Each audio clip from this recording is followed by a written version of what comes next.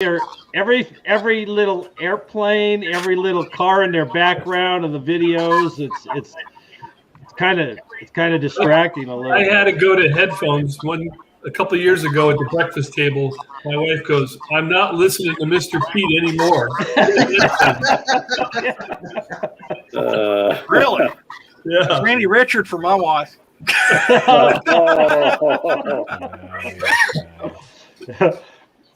Julie, yeah, she knows everybody's voice. Yeah. she goes, oh, she hears somebody new, and I have to tell her who that is. You know. Yeah. Who's that? Actually, it's truly it's AVE that she can't stand. Oh, no. Yeah. Yeah, it's a little rough on the language. Yeah. Hey, Stan, I got to show Stan. There's Stan. Hey guys, Stanley.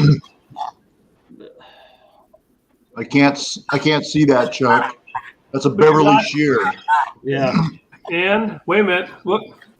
I can't. You're little. Wait a minute.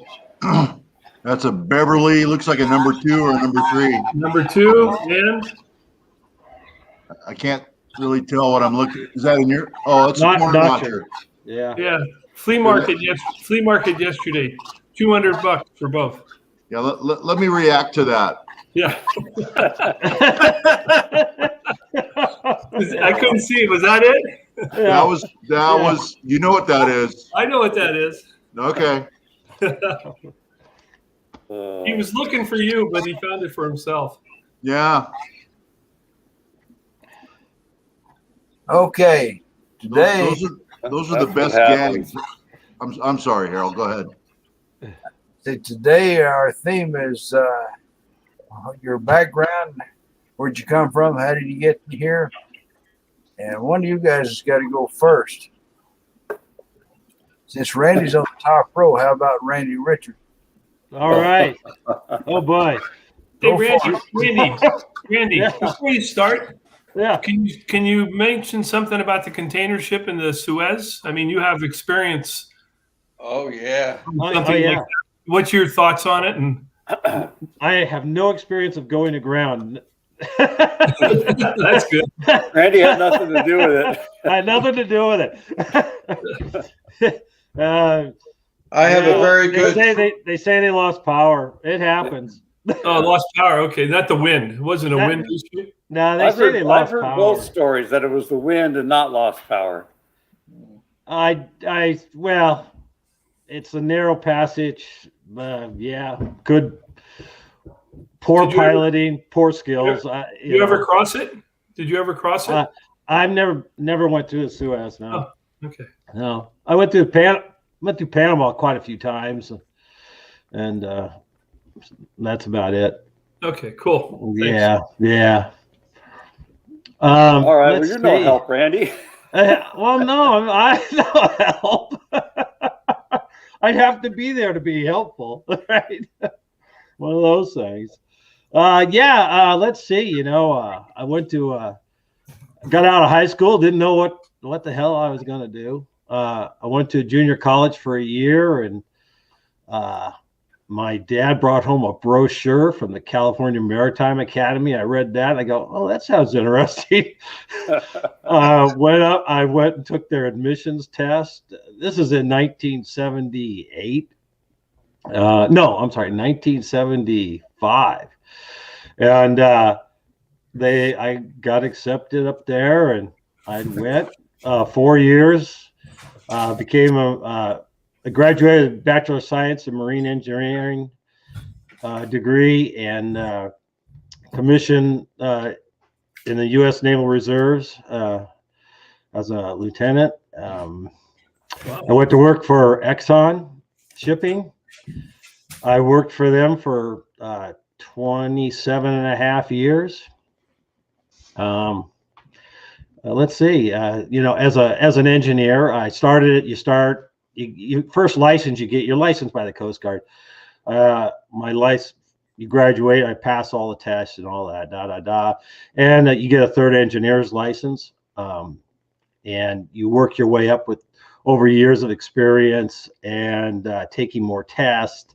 You get a second engineer's license, a first engineer's license, and a chief engineer's license. I held chief engineer for steamships, diesel ships, and gas turbine ships. I could unlimited horsepower, all of them. I could work on any ship anywhere in the world. Yeah, so that's what I did. And as a marine engineer, you operate the power plant of the ship. That's the main engines, generating, all that stuff. But you're also maintenance and repairs that you can handle on the ship. You're doing all that also. There's usually between 4 and 5 engineers on the ship. In each one, at least one in each rank, sometimes 2 third engineers. I sailed most of my career. I advanced in about 7 years. I had my chief engineer's license, and I sailed as a first engineer and chief engineer for 20 something years. So quite a while. And yeah, and I only worked 2 months on, 2 months off for the most part, all that time. So I had a lot of time at home, obviously, and I built houses with a friend of mine who's a contractor. Built a lot of houses. My father-in-law was an electrical contractor. I worked with him for 20 something years doing electrical work. And I also then in 2000 I became a pilot. My wife and I both became pilots, I should say. And I worked with a guy at the airport who is a aviation mechanic, AMPIA certified, and I eventually got my AMP as airframe and power plant mechanics license from the FAA. Through experience, I was able to be able to qualify to take all the tests. And I took all the tests and became an AMP. So, and I worked on airplanes for a number of years, about 10 years. So, yeah, so I've done a lot of things, fixed a lot of stuff. Me and one other engineer, one interesting project. I did 2 really good big projects with Exxon and with the ships.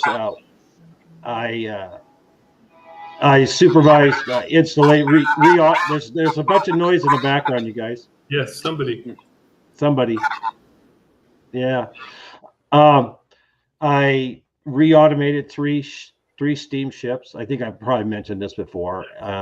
And I did one in Singapore, one in Portugal, one in Portland, Oregon, and one we did underway. And some of it done in New Orleans and all over down in Panama and everything. So, let's see. And I wrote one other engineer and I. It took us 3 years, and we wrote all the planned maintenance for 27 vessels.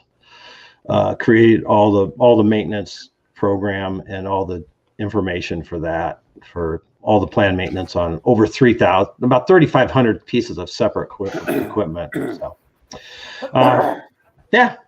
And now I do YouTube. In school, we learned machining. That's where I learned my machining skills. Is in college, we had to learn how to use shaper, lathe, milling machines, heat treating. Had to learn about materials, all that stuff. We had to do it. We had shops. We had all that equipment at school. So we had to learn all those skills. Yeah. Yeah, a lot of stuff. Just if you could just imagine all the things you have at home, we had on the ship. So we had to fix toilets, we had to do plumbing, air compressors, refrigeration, everything. So you had, over the years, you build up skills. So anyway, that's about me. All right, guys, let's go Mr. James Clow over in the middle. Hey, He's hitting our idea. Yeah, well, I wanted to hear about all your stories. So, if you've watched my YouTube channel, you know, in terms of being a machinist, I'm a hobbyist. I've done a lot of study, so I kind of know my way around a machine shop and what I'm doing, but I've got no professional experience. My education's actually in computer science.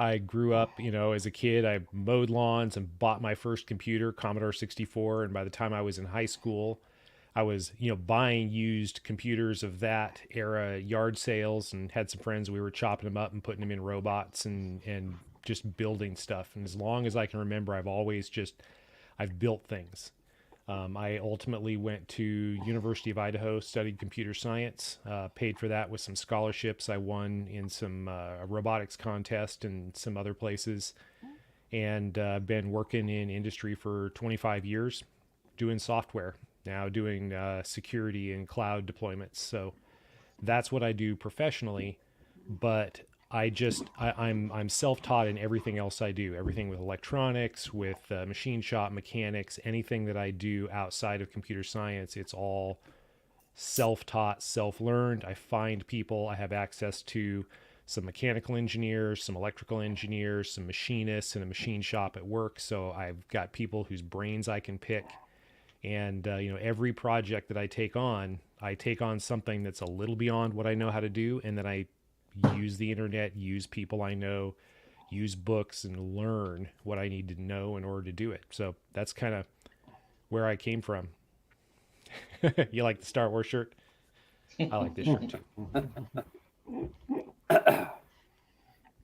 I know that's just how I've done everything my entire life. I've always read a lot. When I was a kid, my parents tell me they couldn't keep me in the crib unless they put a pile of books in there with me. And that's just kind of how I've always done everything. And to be honest, I say my formal education is computer science, but I did it the same way. I never went to class. I just read the textbook the night before the exam. So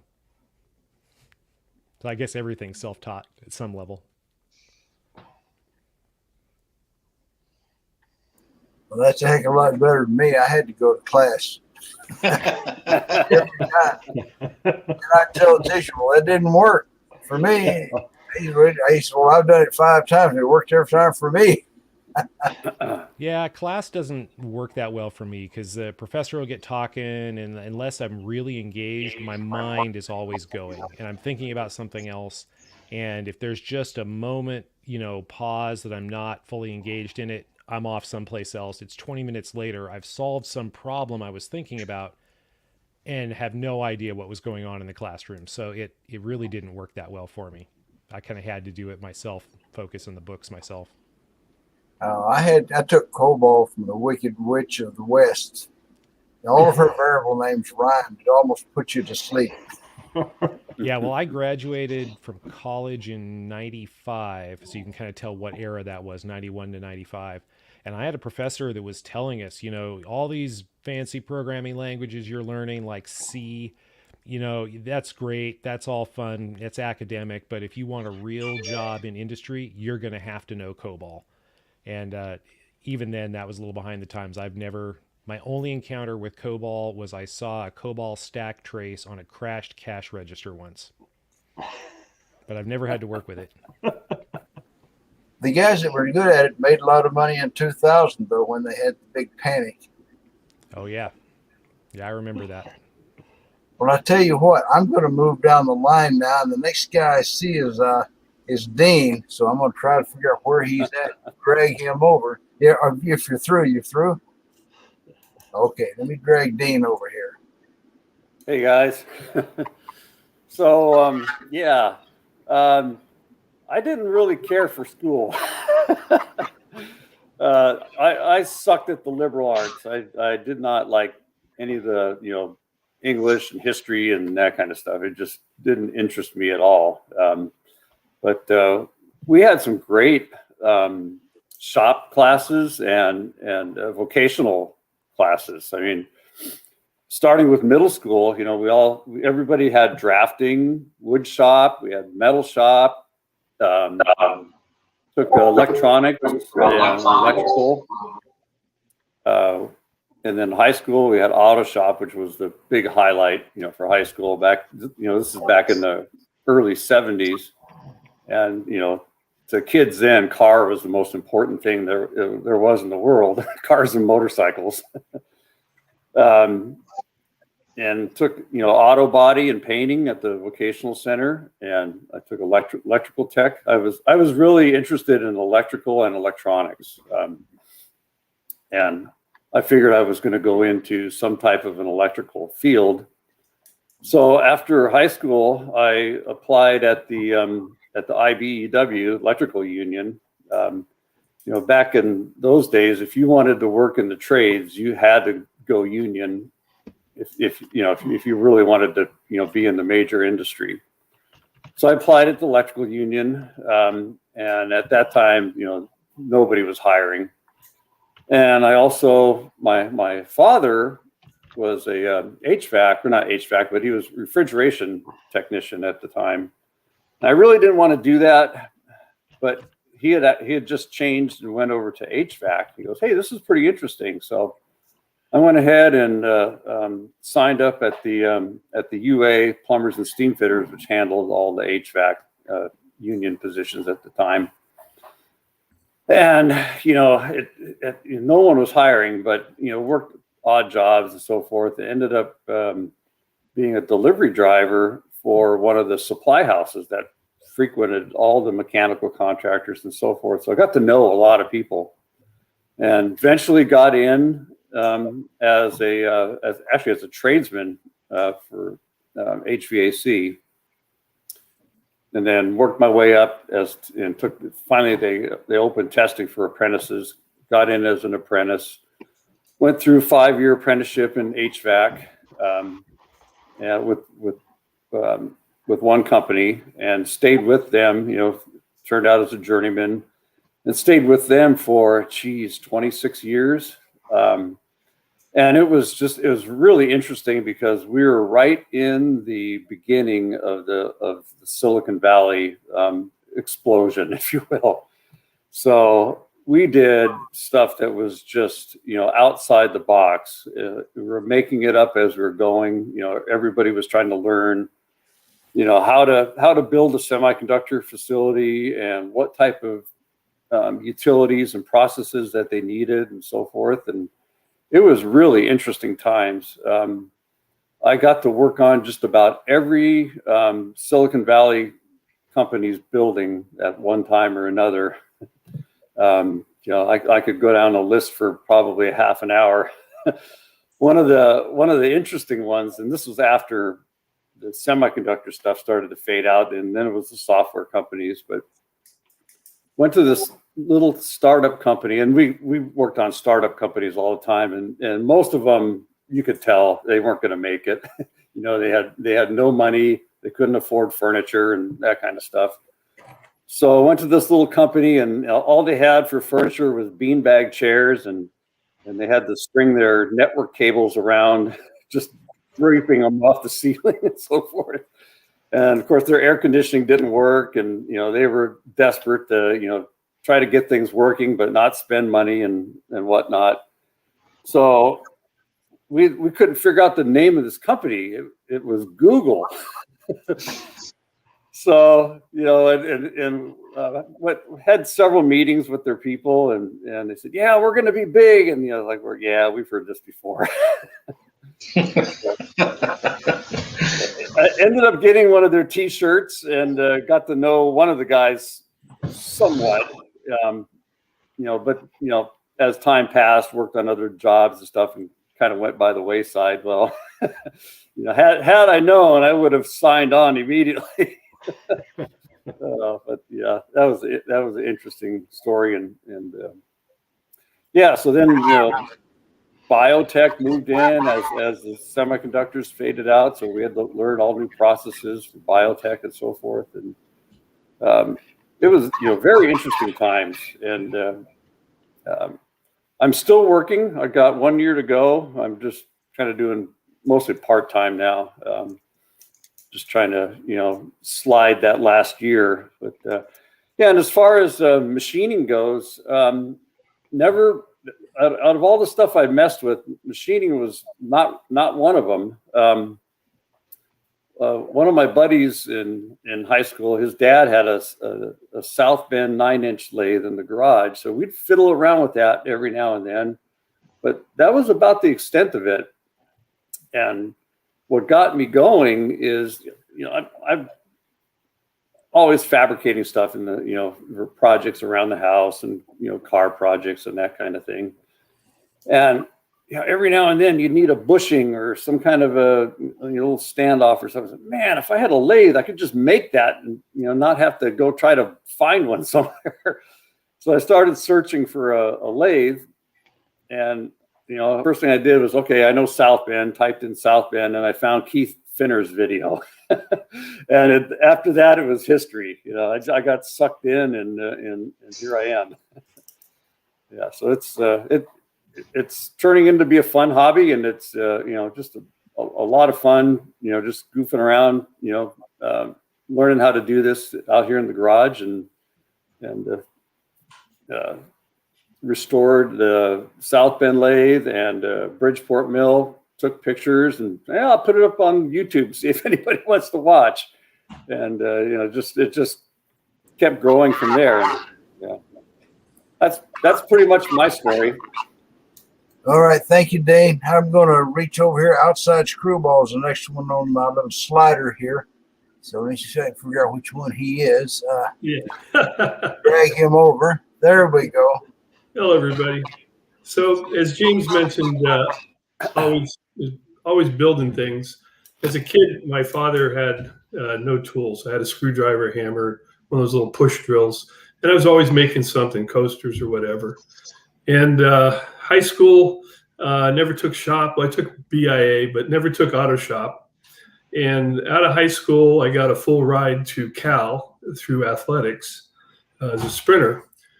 And I went to the summer before Cal. I was a summer kid at the city of San Bruno, and they put me in the mechanic shop. So after one summer, I was probably better than any high school kid about cars and stuff. And I went to school. Well, wasn't happy at Cal. It was a bad mistake. And I would sit in class and read hot rod magazines and stuff. And we were into drag racing. So my sophomore year, I quit Cal and wanted to be a mechanic. And I went back to work for the city of San Bruno. 2.5 years later, it doesn't matter how good you become. If there's not a position, you can't go up. So I looked at public works. Hey, a bunch of old guys. So I've traded departments, went to public works. 2 weeks of working there on a job. And I looked at the guys and I said, hey, these idiots are going to tell me what to do. Hey, grab a shovel, get over here, let's dig. I started running jobs. In 6 months, I talked the backhoe guy to let me operate. He taught me, and I started running all the crews. And 4 years later, at a family dinner, and my sister and brother-in-law said, how's work? I says, hey, I quit school. I make $18,000 a year. I fix live sewers for a living. That's my job. They said, well, hey, we need a superintendent. We're going to build 2 homes. You want to work? We'll pay you what you make now, and every 3 months we'll teach you. We'll pay you more if you learn. Hey, okay, I don't know how to build a home, but I'll do it. And 2 years later, we went from 2 homes to 13 to a track of 13 to 2 tracks, and then 5 subdivisions. And I'm running 5 subdivisions. And people thought I was some hotshot framer. I never touched a hammer, built anything in my life. I could come in and tell you everything you did wrong. And so worked there for 10 years. At the end of 10 years, I had my own company also. And I went from doing homes and subdivisions to office buildings, and did tilt-ups, 2 40,000-foot tilt-ups.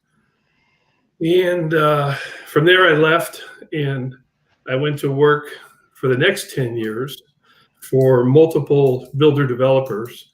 And when I walked in the door, they were a builder. They were a developer. I came in the door, and I was the complete building entity.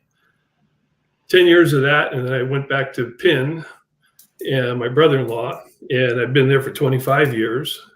And I've built, as I said, I've built track homes, custom homes, tilt-up buildings, apartments, mini storage,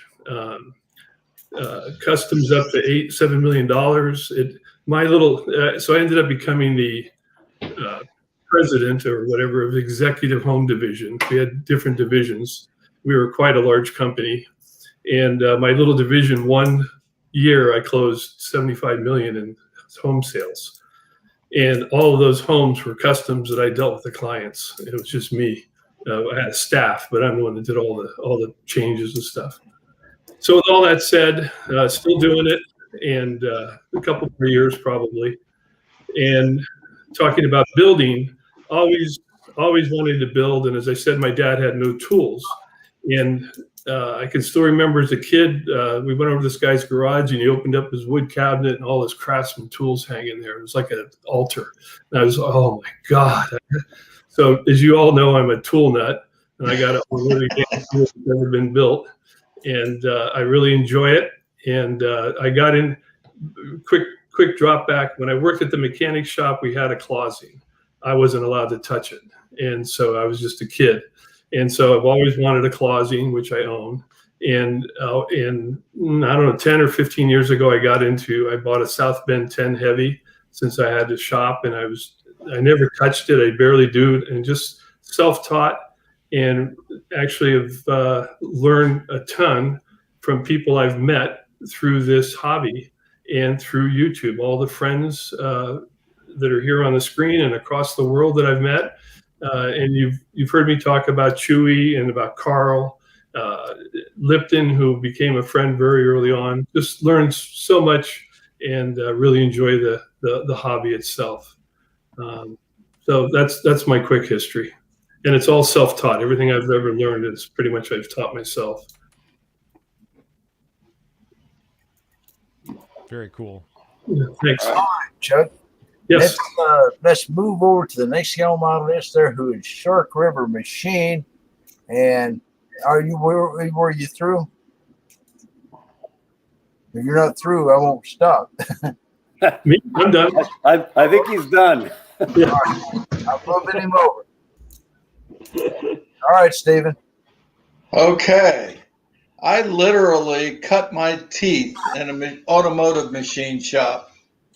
My mother tells a story of somebody coming by the carriage, and I was in the carriage with a real screwdriver, probably not even walking yet. And the woman said, "That little boy's got a screwdriver." My mother said, "That's okay, it's his." So I have recollections of actually being in my father's machine shop at the age of 4. And my father and grandfather were in the automotive parts business, and my father opened up a machine shop. By the time I was 14, I started working full-time for the store, and I spent an awful lot of time in the machine shop. I really enjoyed that. Whoops, somebody's got it. So I decided I want to be an industrial arts teacher. So I started taking the industrial arts courses in high school, in addition to the college prep courses, which made for a pretty tight schedule, because usually the two didn't go together. You either took the sciences or you took the industrial arts, and I had to do both. And 1970, I went to college to be an industrial arts teacher. And halfway through the first semester, I realized that the technology was going well beyond where the machine shop courses and so on were in high school. The maker movement was starting to take a hold a little bit in the real early days. And the school that I was at had just started a program in engineering technology. So I transferred to the mechanical engineering technology program and actually have my 4-year Bachelor of Science degree in mechanical engineering. The technology portion of it was more of a hands-on type of a course. So needless to say, my machine shop experience, in the automotive business was a big help. And anybody that's not familiar with automotive machining, it's a different animal completely, because you're remachining everything. You're reboring cylinders, you're resizing piston rings, or not piston rings, but piston pins. You resize the connecting rods. Everything is remachining. A lot of grinding. I did crankshaft grinding. I did crankshaft balancing, dynamic balancing. And the automotive aftermarket started changing, and things weren't going so good in the business. And in 1995, I had an opportunity to sell the business. The company that bought it was in the auto parts business. They did not want the machine shop, so I had to liquidate that, which broke my heart, but I had no use for it at that point. And so I sold the business. Ultimately, they bought the real estate from us. My grandmother and father owned the real estate. And I went to work for one of my distributors. So I spent the second half of my career in sales and marketing. But during that time, I was also building my machine shop at home. I actually started building a shop when I was 14 years old. I got a Craftsman drill press for Christmas that year. And I started doing some machine shop work at home. If I had tool making to do, I would do it at home. I wouldn't do it at work. So I spent the next almost 20 years in sales and marketing and then doing the home machine shop thing. Prior to that, I really had just done woodworking in my shop. So I have gradually changed over, although I still do a little bit of woodworking, not so much anymore. But then, ironically, I forget what year it was, but about 7-8 years ago, a company came in and bought the warehouse that I was working for. And it happened to be the same outfit that bought my personal business. So I tell everybody I lost my job to the same company twice, and I never worked for them. So at that point, I got a job with another warehouse distributor in a big fat hurry. Had a great job with them, but after 18 months, they had my customer list. They had what they wanted, and I was replaced by a young man that I interviewed for a job. And all of a sudden, I found myself replaced by him. And at that point, I went into semi-retirement and started managing a model train store, which was a hobby of mine. We closed the train store in 2019, so I've been pretty much fully retired and working in my machine shop at home since then. So it's, although I have a lot of formal machining background and training, it was in the automotive business. In addition, we did electrical rebuilding, so I have a lot of experience in low voltage electromechanical systems. And I used to do test equipment repair, battery charger repair, all that low voltage stuff. So that's about it. I could go on for hours, but I think that'll wrap it up. Okay, I guess I'm live here. Next guy I see you down the line there is Billy Knox. Now I'll move him on. If I can find him here. And this second shift is starting, and we've only got one of the second shift guys here, so let's just keep on rolling. Hey guys.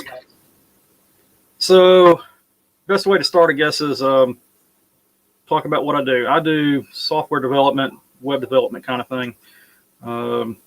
High school, we did have a vocational school, but you either had to pick vocational or college prep. For whatever reason, I chose college prep and went to the local community college for about 2 semesters and finally realized that they're just, how should I say, they're not quick enough on developing their coursework to keep up with the developing technology. You're talking about COBOL. One of the prerequisites for C programming was assembly language, and this is in 95. Only it wasn't the PC assembly language. It was something called VAX assembly. I don't know why the professor chose to do that. I mean, the campus had a VAX machine, but it was ludicrous. They were teaching Pascal and Basic and C, and I got very bored very quick and stopped doing that and got a job at a local computer store and quickly turned it into an internet service provider right at the heyday of the internet. We were doing ISP stuff for a long time and eventually spun off a company with my wife doing web design and development, and ran that for about 2013 when she came down with illness that kept her from doing much, and started working for one of my clients doing some ongoing development work for a product I've developed them. And I'm continuing to work for them now. That being said, none of that has anything to do with machining.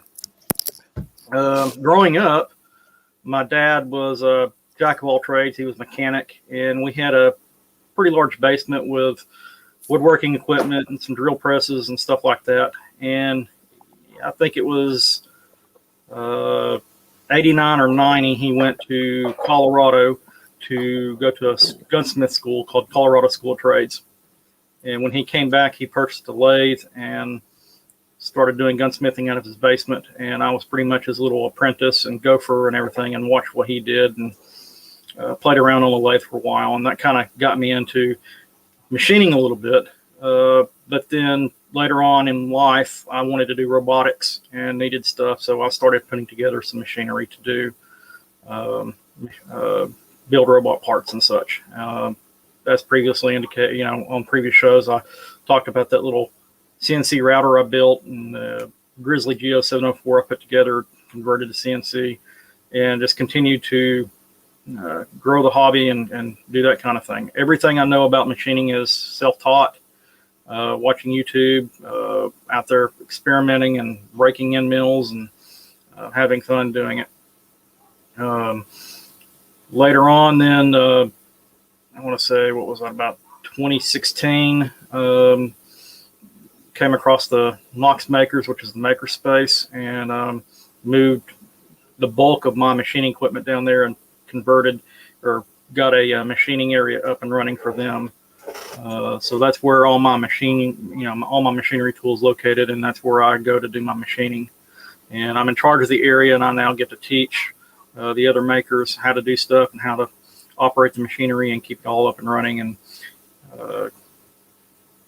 that's pretty much it. Okay. If you're through, then I'll move Bar Z Industrial into there. Got him right here. Okay, Stan. Let me start by, I'll start by unmuting my mic. Not like last week where I was just yammering on with my mic turned off. Can you guys hear me, first of all? Are we good? Okay, I got a thumbs up from a couple of guys. Everyone's pretty courteous here. They're shutting down their mics so they don't feedback. That's awesome.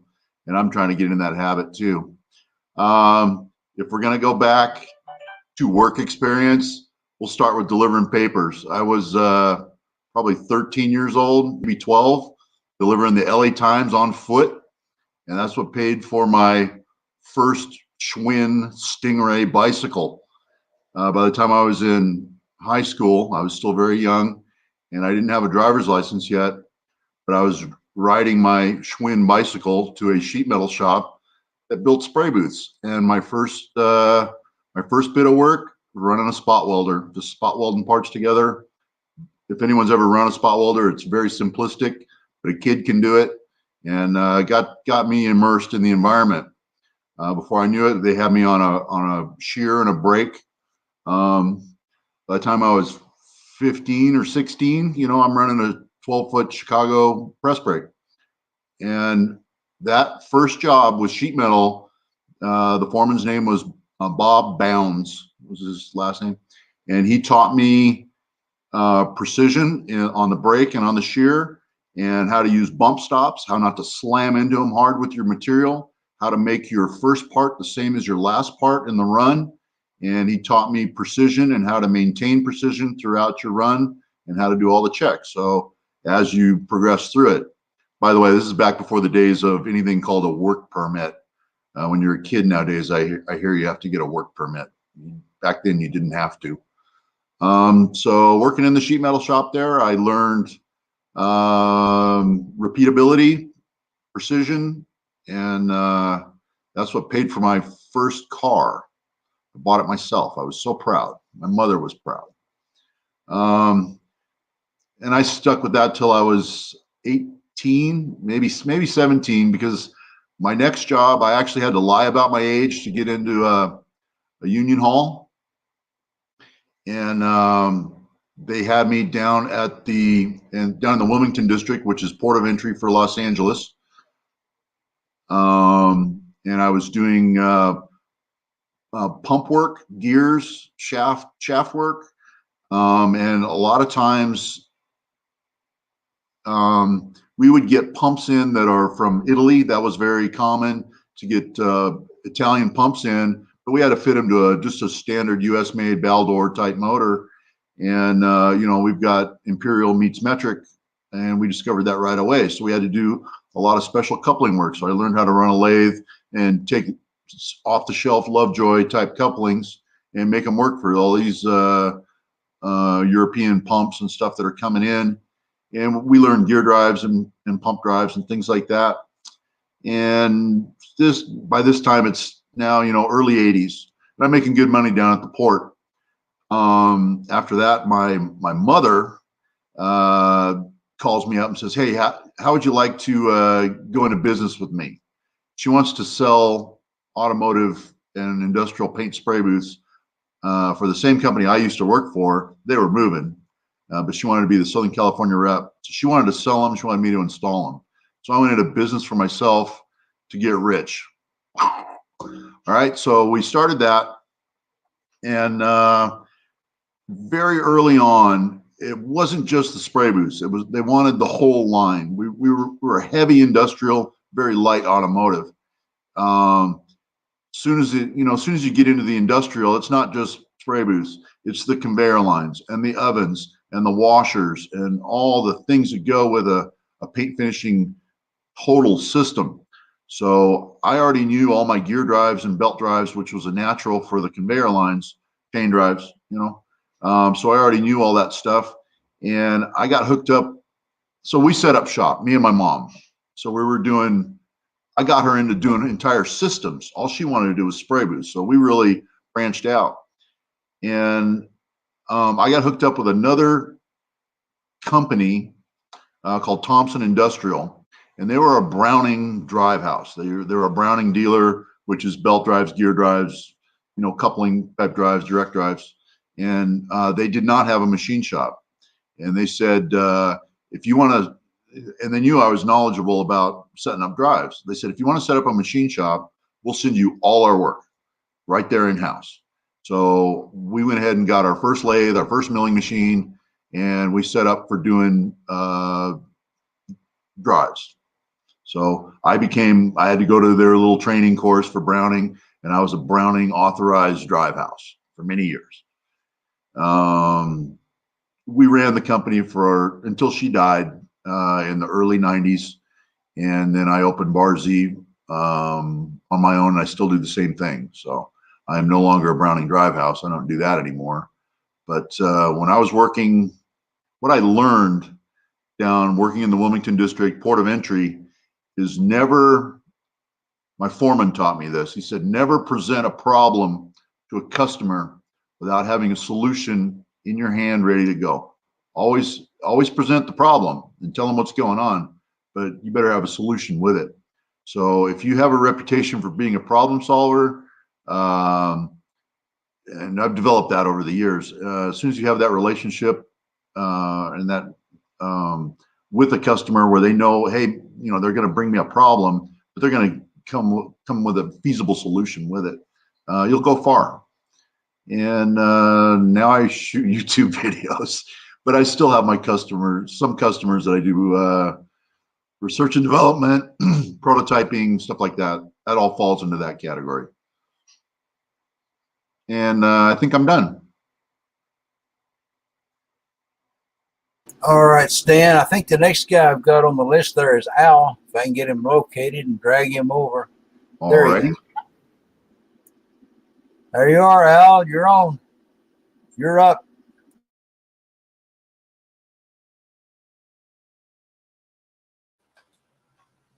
Okay, I muted my mic because I don't want to take the rap for any background noises. I had my mic muted. Okay, am I ready? Am I on? Can you hear me okay? You're on. You're up. Let us hear it. Okay, there's a little delay there. Okay, I got a new apron, guys. After like 12 years, I think I retired my other one. And I'll give you a background. I'll try to be quick because real quick, as far as education background, you know, I'm not going to be too specific. I failed fourth grade twice. I failed seventh grade once. How's that? No, seriously, those were the kind of guys that got into shops. I think they had the school system in the Northeast here. You know, they called it the Rust Belt. Okay, and but I had a shop in school, and I also worked part time in a small 5-man machine shop throughout the last year of high school, and eventually served an apprenticeship at Warner and Swayze. I'm retired from the machinist union, but I don't collect a pension, and I don't have enough time. At that time in the 70s, you had to have 10 years. I had about 7, but retired from the local and stayed in cleaning. I was a welder fabricator at Warner and Swayze as well as a machinist. I started out in the machinist program from school, and they canceled the apprentice machinist.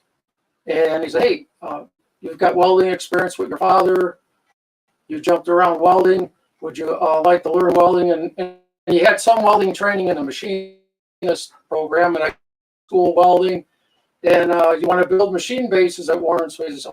Okay. So long story short, I built machine bases for their 3 SE machines, 1 SE, 2 SE, 3 SE, for about 4 years. They had a strike. I jumped out of there, went to Certanium Welding Alloys here in Cleveland, and I was a quality control technician, research welding products, maintenance and repair welding for a short stint there. They moved that company up. So you got to remember these here Rust Belt.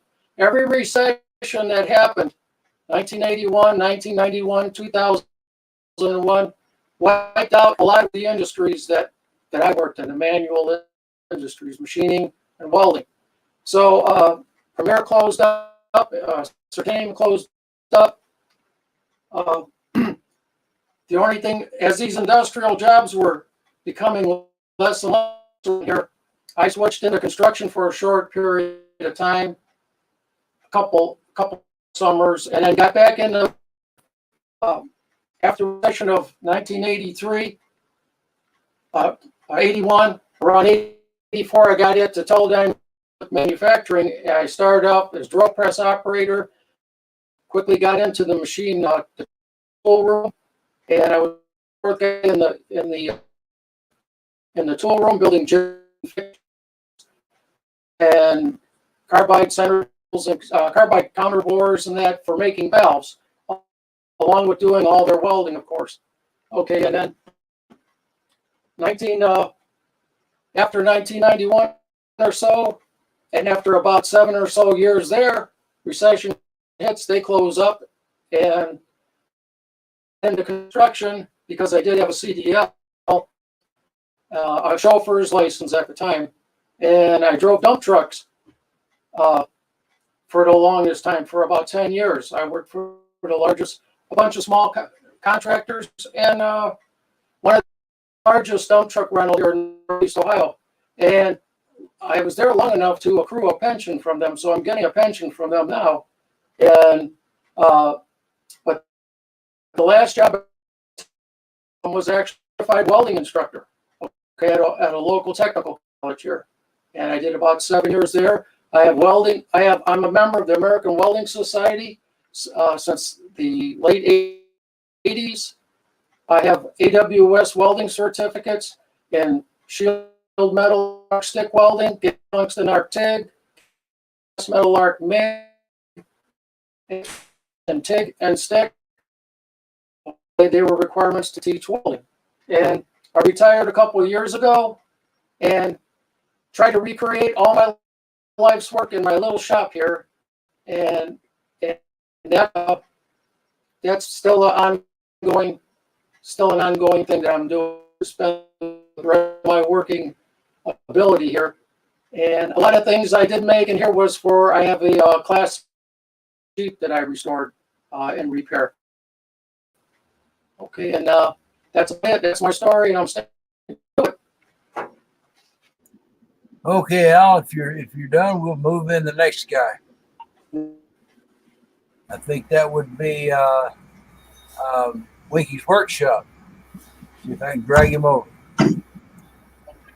All right. Hey, can you hear me? We can hear you, and it's all yours.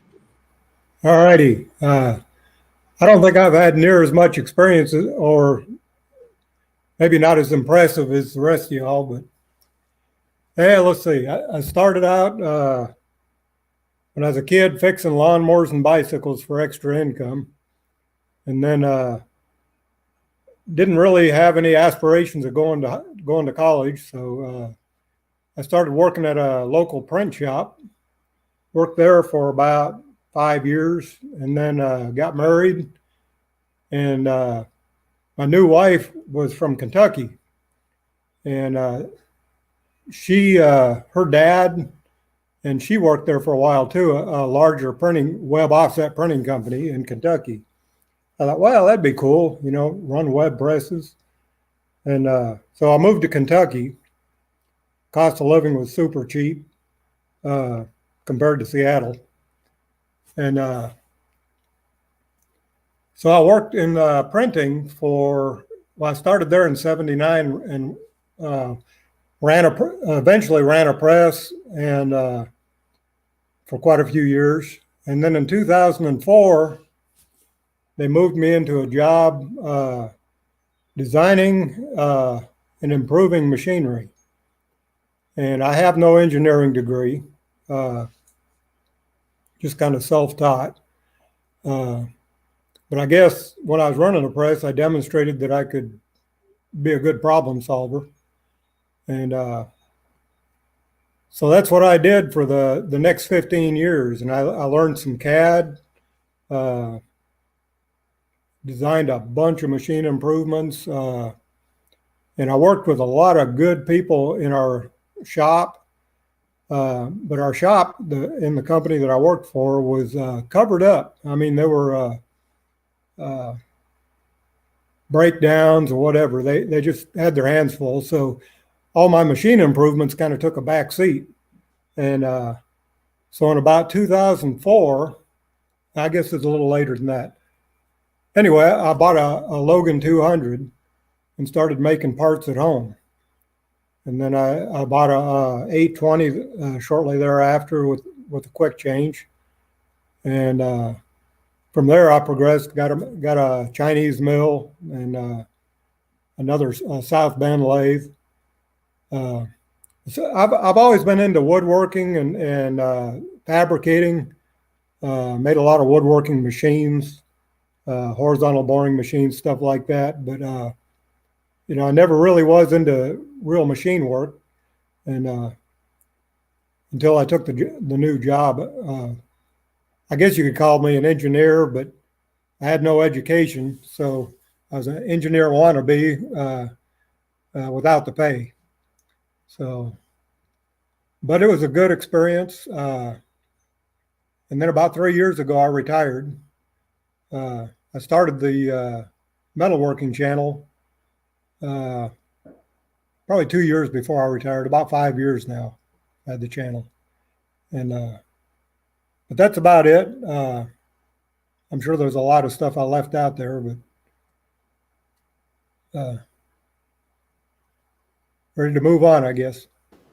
Okay, Winky, thanks a lot. We'll move to Yuchol. I can see him. He's the only guy left.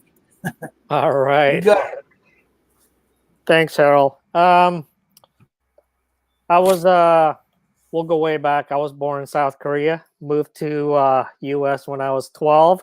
Of all the places, Montana, and ended up going to junior high and high school there, and college. I majored in business, but I decided that the week of graduation, I didn't like any of the jobs that I was getting. Like, I think I had an interview with Charles Schwab Financial. I'm like, I don't want to do this for the rest of my life.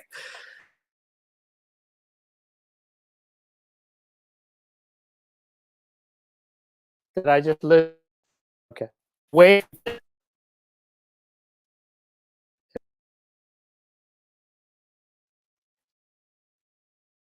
Harold, can you hear me? Yeah, it looks like you were kind of freezing up there. Maybe you ought to break the connection and start over. I don't know. You're all You're froze up. Yeah, he's locked up. Something going on. Yeah, you're locked up there, Yuchol. Yeah, Yuchol's been having internet issues all week, so I don't know. Yeah, it's about Al's probably might have been coming from somebody's server.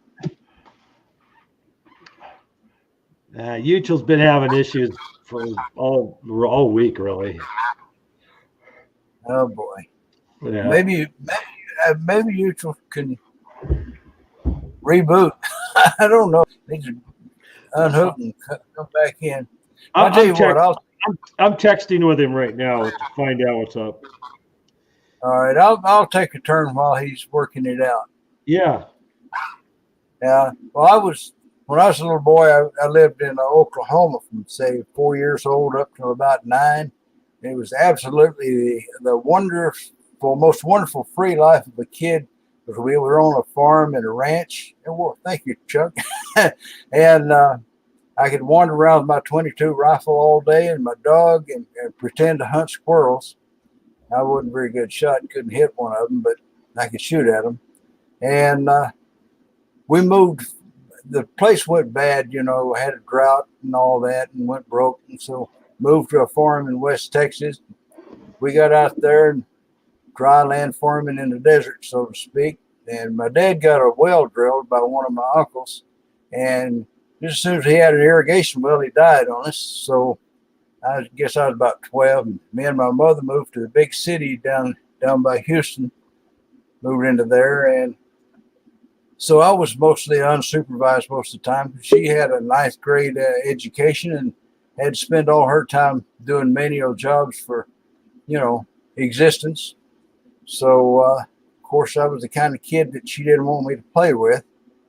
But I managed to get through all that mostly. Got up to the 11th grade, and I had a teacher that was kind of nutty, and we got crossways, and so I dropped out for 1 year. Then I went back, and when I got out of high school, I managed to get a job in the evil polluting chemical plant, and I realized that was where I needed to be.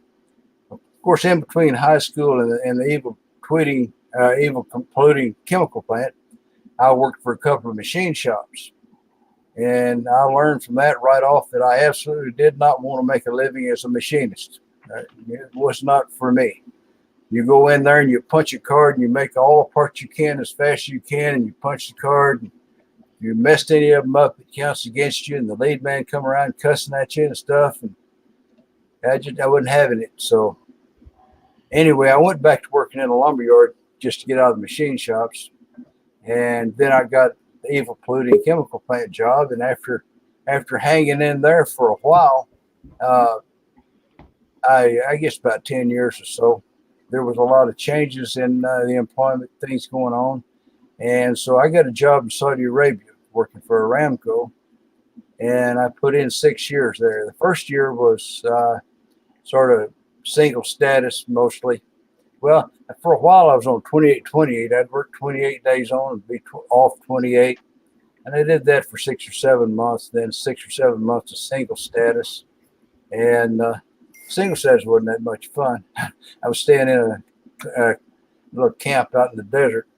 But once I got out of there and came home, well, while I was there, personal computers hit the scene.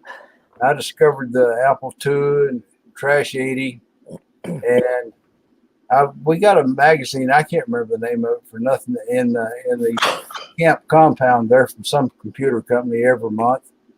And I was using it to try to learn programming. I bought a Franklin Ace 100, had my brother buy it and ship it.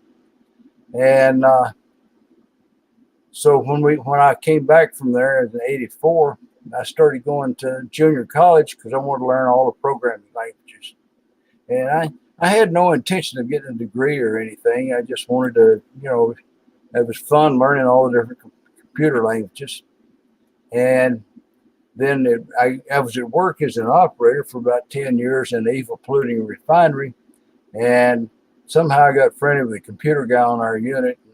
He went to see the head guy and said, "Hey, this guy working this operator is getting a 4.0 average in computer science down there. Would you like him to work for you?" And they said, "Yeah." And I went and I asked a buddy of mine, he was salaried. Well, I said, they want to put me on base operator pay. He said, "Oh, they'll give you enough promotions to make up the difference what you lose on overtime." So I went ahead and did it and almost starved to death. Being company wasn't a good job. It took me 10 years to get a promotion, or 11. And during that time, I had at one point stopped doing the computer job and went back to operations, which the guy in the head of the department tried to stop me from being able to do, but I went through the Texas Employment Commission, so they had to let me. Anyway, that's pretty much my story. I went to work in the process control computer group there in the refinery, and I built some shutdown systems with PLCs and stuff. And that part was fun. The starving to death part wasn't too good. But, the first 3 years, I lost enough money to buy a new Buick, But nevertheless, it was an experience. And by the time I got through doing all that and got up to retirement, I didn't want to ever see another computer again. I canceled all my computer magazines. All I did with the computer was I'd go and play first-person shooters. Of course, now I'm too old. My hands hurt in about 2 minutes trying that. And then I got retired and I was bored and thinking I was going to have to go back to work because I just couldn't stand like doing nothing. And I realized I liked shooting. I hadn't shot anything in 30 years. Got out what guns I had, they were all froze up. But I started into competitive shooting and was the worst shot in the whole place for years. And then after a while, I got a YouTube channel to show relative stuff, and that evolved into this, the Amateur Redneck Workshop, which probably is ill named because I think YouTube doesn't really like that kind of name. All right, so that's my story. We'll go and try Yuchol one more time, see if he can take this thing over. Yeah, can you hear me now? Okay, I'm sorry about that. We got you. I just went on and kicked off all my kids and my wife off the Wi-Fi. So anyway, I went to college, majored in business, and the week before graduation, I decided I didn't want to be in the business. So I stayed on and got my electrical engineering degree, and 2.5 years I got it, and went to work for a company where I did safety testing and certification for medical devices for UL testing. And then from there, software verification, validation testing for various medical devices. And I did very little design. So I really didn't use my electrical engineering degree. But I ended up crossing over to quality assurance, quality systems, where I was responsible for making sure that the companies adhere to FDA regulations and international regulations and all that, and also deal with when there are product problems or perceived problems, patient death, and that kind of stuff. So throughout my career, I worked on ventilators, various imaging machines like CT, MRI, The last devices I worked for defibrillators, but you see a lot of deaths, whether the products caused it or they just happen to die on your product. You have to investigate and spend a lot of time doing that, and try to convince the CEOs to how to balance money versus profits versus lives, and kind of got burned out. And I retired 3 years ago and became a stay-home dad, which just with timing with COVID, I ended up schooling my kids. So that worked out good. So I tell people I live off of my wife right now. And if anybody's mistaken, it's not clear. If it's not clear, I'm not a machinist. I just pretend, and I just learn what I can on the internet. What I can't learn on the internet, I call Randy and bug the heck out of him until he stops answering my calls, and just hanging out with people and having fun. So I like working on machineries as much as I like building stuff. So I'm always tinkering and just trying to stay busy. So YouTube channel just kind of came out as a dare from my kids, but I'm having a good time with it. I'm meeting a lot of good people, so no regrets. That's it, Harold. Okay, so we went into a little overtime here, and so I guess it's good we didn't have all the second shift guys log in. I kind of figured it would, and I want to tell all you guys there that are watching, viewing, that I really appreciate y'all coming along for this, and I really appreciate all these interesting guys for showing up and telling us about where they came from and where they're going. And if we can get some of the others in next time, we'll make them tell us stuff too. So I'm going to end the live stream right now, but you guys that are logged in can hang around and shoot the bull with each other if you want to. All right.